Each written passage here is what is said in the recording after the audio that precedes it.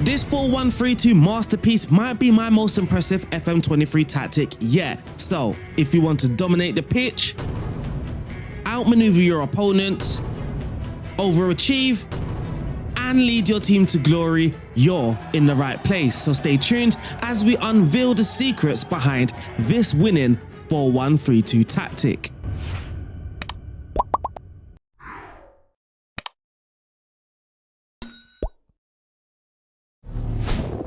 We were able to overachieve like crazy using this tactic, and team number one, we tested it with 3 teams. Team number one was Colchester in the Sky Bet League 2. They are currently sitting 11th, well, they are predicted to finish 11th, but we managed to absolutely dominate the Sky Bet League 2 with Colchester, winning 37 out of our 46 games. Look at the average rating. The top 3 are our players. Looking at the goal scorer as well, we have Edwards and Matt J. Edwards on 36 goals, Matt J on 28, both strikers on form. Matt J also has 24 assists as an advanced forward, Arthur Reed with 22 assists and McGeehan with 17. We scored the most goals with 139 goals, absolutely insane, with the most shots for. We conceded the fewest and we completed the most dribbles at the opponent.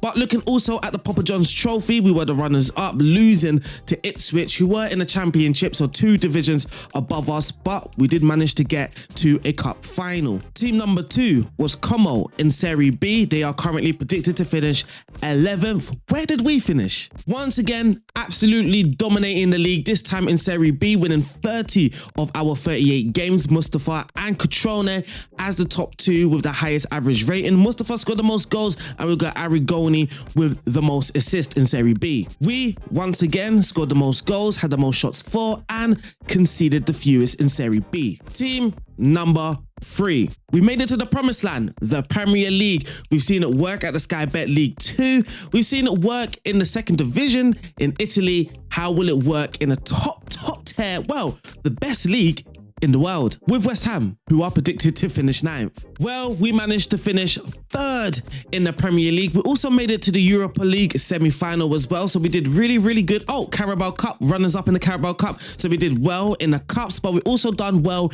in the Premier League. I mean, we actually bottled the 2nd position on the very last day of the season, losing to Brighton 2-1.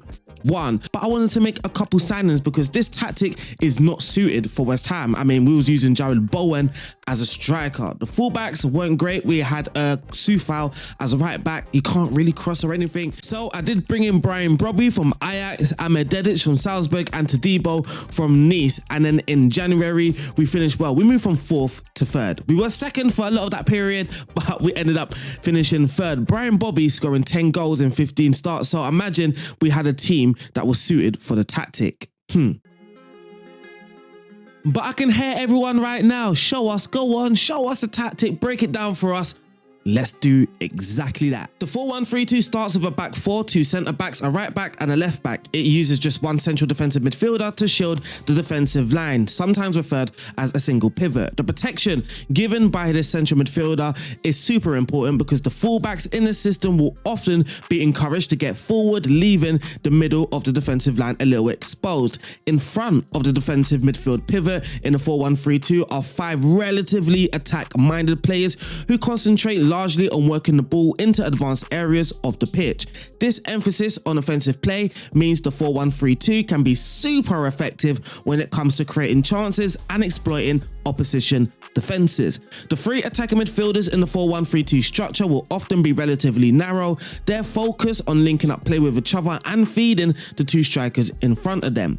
In the centre of this 3, there will be usually a primary playmaker with the left and right attacking midfielders on either side of them, tasked with supporting them and engaging in more box-to-box play. Finally, the 2 strikers at the head of the shape will be able to press the opposition defenders aggressively and win the ball back high up the pitch. Having 2 forwards will reduce the chance of isolation, particularly given that they're supported by 3 attacking midfielders. This plethora of attacking options means that the 4-1-3-2 formation can run opponents ragged and create wave after wave of attack.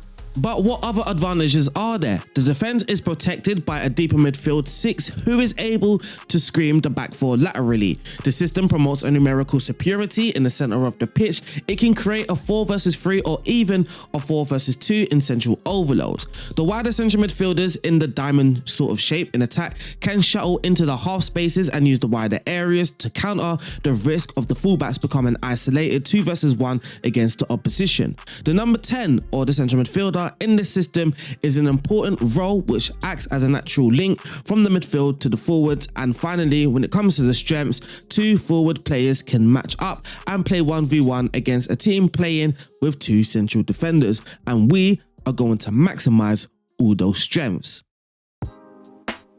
So this is the tactic in Football Manager. You can tell by the players and the roles that we're using, we want to really attack the opposition. So we've got 2 strikers at the top of their head, always putting pressure on that back line, operating in the channels and just causing complete danger. We've got 2 Mazzalas supporting the fullbacks, but also picking up some nice little spaces in the half space, making it completely difficult for the opposition to defend. And then we've got our central midfielder on attack. He can support the attacking too, but also he's going to be that creative link between the midfield and the attack.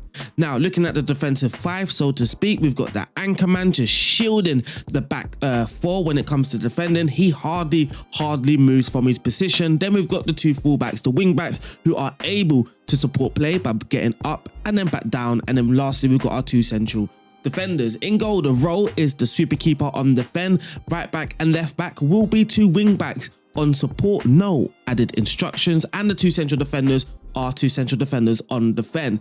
In defensive midfield, we are using an anchor man. He's going to tackle hard and mark tighter when we are off or out of possession of the ball. And then moving into the attack line, we've got 2 Mazzalas, both on the attack, no added instructions. And then in between them, we have the central midfielder on attack. And that has been ended with the 2 strikers up top, 2 advanced forwards, taking more risk and dribbling more often with the ball. Now, what happens when we do have possession of the ball? The attacking width becomes very narrow, where we're trying to play in those sort of central areas. The approach play, we are going to pass into the space. Now, we are using underlap left and underlap right, though we have a single player on both flanks, just the fullbacks. But what happens if the Mazzala shifts out into those wider areas? It means that he can hold on to the ball and allow the underlap run from the fullback. Both underlap on the left and underlap on the right. It doesn't necessarily mean just the fullbacks. Whoever is holding the ball out in those wider areas, they are going to be looking for an underlap run from somebody. Passing directness, we are using shorter and the tempo is on standard. With this tactic, we're rarely using the meta instructions, so that very high tempo and the counter-attacking movements with the very aggressive press.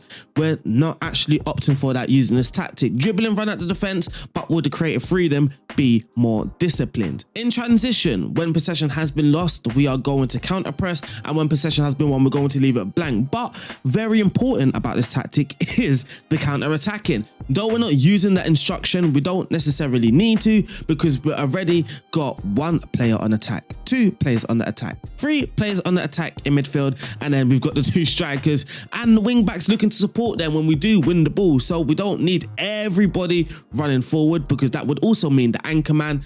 Actually, we could just use the player roles in order to determine our counter-attack. When the goalkeeper's in possession, he's going to distribute the ball to defenders by taking a short kick. Lastly, out of possession, we are going to be using a high press, a standard defensive line, more often trigger press. No prevent the short goalkeeper distribution, by the way, but we will be getting stuck in. Now, the only other variation to this, what I actually used at Colchester, with Como and West Ham, we did use a standard defensive line. With Colchester, we did use a lower. Actually, with Como, I did change halfway through the season. So it feels like when you aren't a great team and you don't have the most paciest of defenders, you can use the lower defensive line and it works just as good. But as West Ham, my players were a little bit better.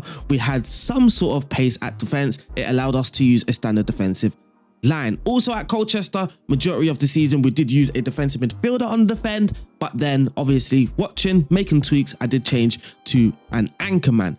And unfortunately, that wraps up today's video. This 4132, I would recommend. Now, I don't necessarily tell everyone to download my tactics, more so watch what I'm talking about and then maybe you can apply it in your own tactic. But for this one, I would actually advise people, or just check it out. Download. The download link is in the description below. Also the Patreon link as well. Please make sure you go and check that out. It's a great way to support the channel. Make sure you like this video. Shout out to all my Patreons. I will see you guys soon. Stay safe. God bless. Peace out.